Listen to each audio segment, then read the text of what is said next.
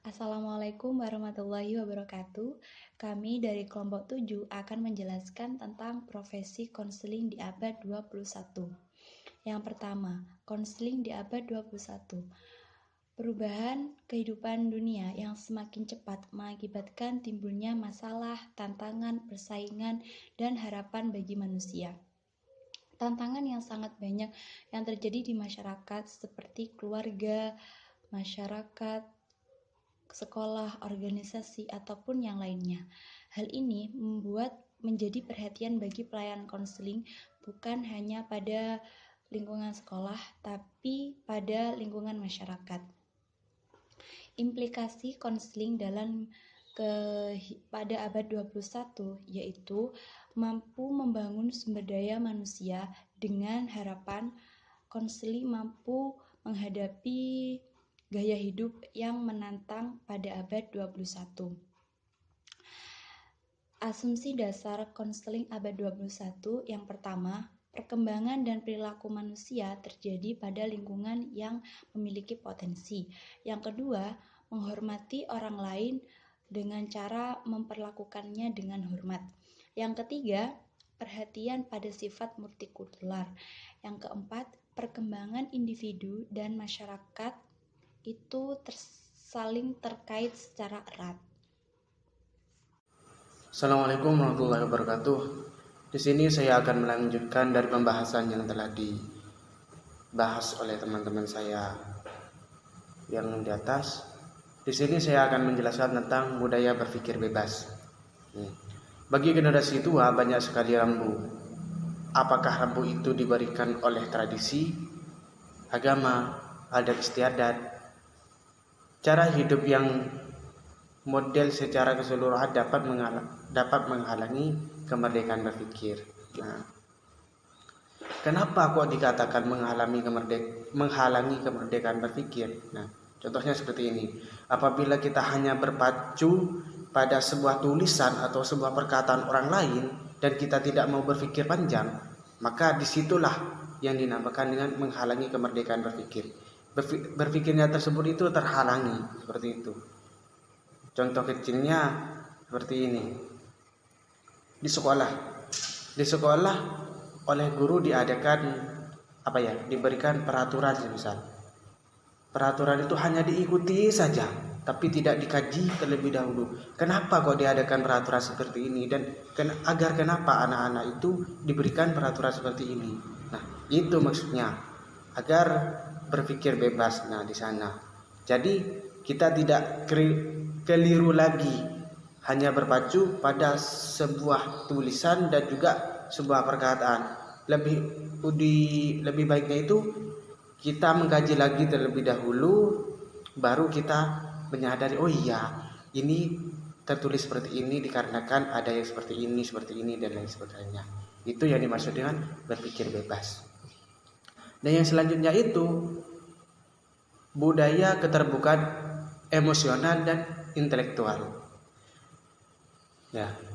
Dengan akses teknologi informasi tanpa batasan, seseorang tidak dapat menutup diri dari dunia, baik itu dunia luar ataupun dunianya sendiri, seperti itu. Informasi terbuka lebar sehingga seorang menjadi tidak terbatas. Hal ini akan mendorong untuk membuka diri bagi sumber-sumber ilmu pengetahuan yang lain dan seterusnya melatih emosinya untuk lebih berpandangan luas. Intinya dari ini dari informasi yang telah informasi terbuka tersebut, jadi pada zaman modern seperti ini sudah tidak ada lagi yang namanya anak-anak masih selalu memegang kelereng, terus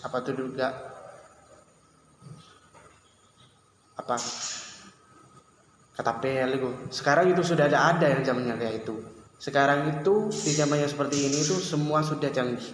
Anak kecil umur 2 tahun sudah bisa main Android, seperti itu. Jadi hal ini mendorong untuk membuka diri dari sumber-sumber ilmu pengetahuan. Anak-anak kecil yang masih kecil itu sudah dapat pengetahuan yang lebih. Bahkan lebih pintar dari orang tuanya seperti itu.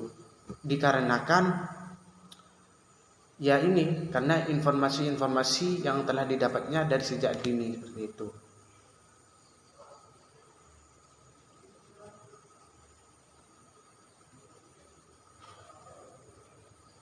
Dalam hal ini, kebenaran ini dianggap sebagai suatu yang dipercaya sehingga membuat seseorang menjadi matang secara emosional dan intelektual.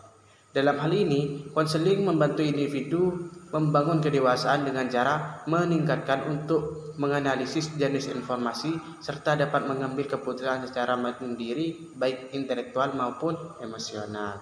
Nah, dalam proses konseling di sini, maka si konselor tersebut membantu individu tersebut untuk berpikir lebih dewasa lagi dengan menggunakan informasi-informasi yang telah diketahuinya agar tidak menyalahgunakan informasi tersebut. Seperti itu.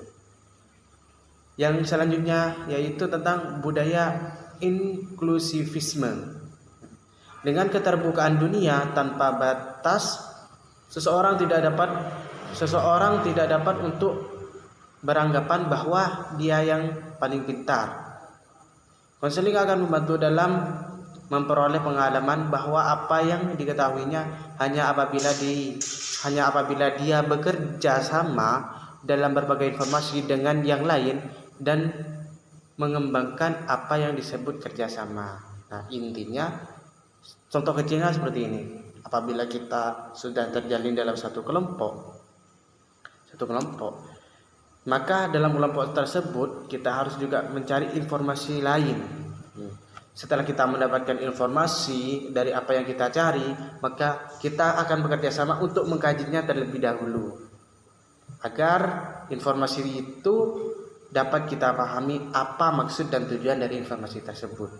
Nah, mungkin hanya itu dari saya, kurang lebihnya saya mohon maaf, nanti akan dijelaskan oleh teman saya. Assalamualaikum warahmatullahi wabarakatuh. Assalamualaikum warahmatullahi wabarakatuh. Di sini saya akan menjelaskan tentang budaya inovasi dan pengambilan resiko, budaya kematangan, budaya investigasi, dan budaya unggul. Yang pertama di sini budaya inovasi dan pengambilan resiko. Maksudnya, dengan mudahnya mengakses informasi yang mudah dan cepat, maka individu dapat menyatakan pendapatnya dengan mudah. Didorong sikap yang terus-menerus mengambil dan mencari sesuatu yang baru.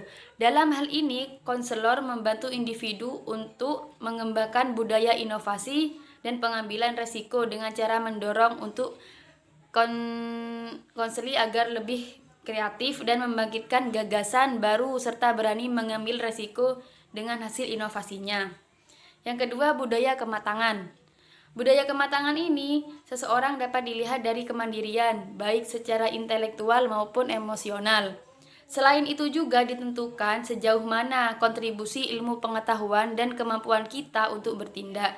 Dalam hal ini, konselor membantu individu untuk mandiri serta dapat mengikuti perkembangan ilmu pengetahuan dan mampu bertindak serta berkompetensi dalam menjalankan kehidupan di masyarakat. Yang ketiga, budaya investigasi.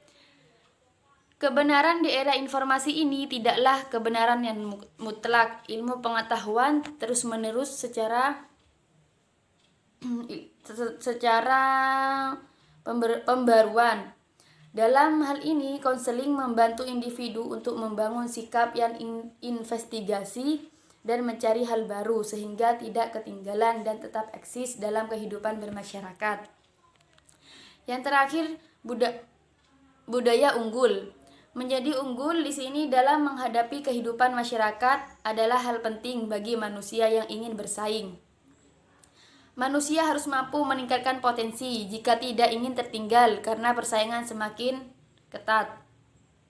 Dalam hal ini, konseling membantu individu untuk mengembangkan diri demi mencapai keunggulan yang optimal. Misalnya dengan cara berusaha kerja keras secara terus-menerus agar menjadi yang terbaik dan menjadi yang pertama, serta berbeda dalam menghadapi masyarakat yang modern dan masyarakat ekonomi sosial. Mungkin itu saja dari saya, kurang lebihnya mohon maaf. Assalamualaikum warahmatullahi wabarakatuh. Selanjutnya adalah tantangan profesi konseling pada abad 21. Pada abad 21, Indonesia menghadapi berbagai tantangan dari internal maupun eksternal akibat dari globalisasi, liberasi, teknologi informasi. Implikasi dari tantangan ini memicu pada kebutuhan negara untuk membangun sumber daya yang produktif, mandiri, cerdas, terampil, matang secara emosional dan spiritual, serta mampu bersaing di era globalisasi.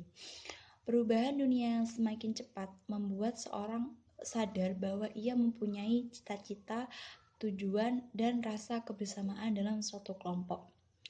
Menghadapi abad 21 nantinya akan terjadi mega kompetensi yang mendorong manusia untuk meningkatkan kualitas kehidupan manusia. Pada abad 21, Indonesia menuntut sistem pendidikan yang menghasilkan lulusan yang bermutu, mandiri, mampu bersaing di era globalisasi. Pada abad 21, informasi dapat dicari atau didapatkan secara mudah dan cepat. Akan tetapi kemudahan itu menimbulkan beberapa masalah, diantaranya bully, pelecehan seksual, kecanduan media sosial, bahkan bersikap antisosial. Setiap harinya, siswa menghadapi masalah pribadi, sosial, emosional. Ini adalah tantangan bagi anak di abad 21. Karena perilaku siswa pada saat ini menentukan generasi secara bertahap, mempengaruhi pembelajaran dalam bimbingan karir di tingkat SMA dan perguruan tinggi. Untuk itu, konseling harus dapat membangun hubungan yang baik antara siswa dan orang tua. Terima kasih. Sekian penjelasan dari kelompok 7. Kurang lebihnya mohon maaf. Assalamualaikum warahmatullahi wabarakatuh.